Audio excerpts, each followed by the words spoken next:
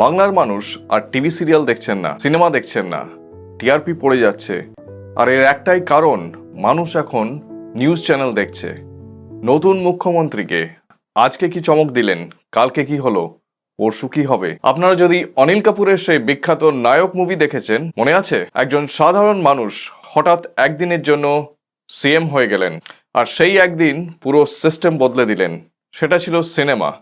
কিন্তু এখন মনে হচ্ছে সেই গল্পটা রিয়েল লাইফে হচ্ছে, বাংলায়, নবান্নতে, এবং কিছুদিন পরে হয়তো রাইটার্স বিল্ডিংয়ে। মাত্র 15 দিন, এই 15 দিনে সিনিয়র পুলিশ অফিসার সাসপেন্ড, দুর্নীতি তদন্ত কমিশন গঠা, বছরের পর বছর আটকে থাকা মেট্রো চালু, চাকরির বয়সসীমা বাড়ানো, আয়ুষ্মান ভারত চালু, বিএসএফকে জমি হস্তান্তর, সিকিম করিডোর, একদম অ্যাকশন মোডে ফটাফট ডিসিশন হচ্ছে আর কাজও শুরু।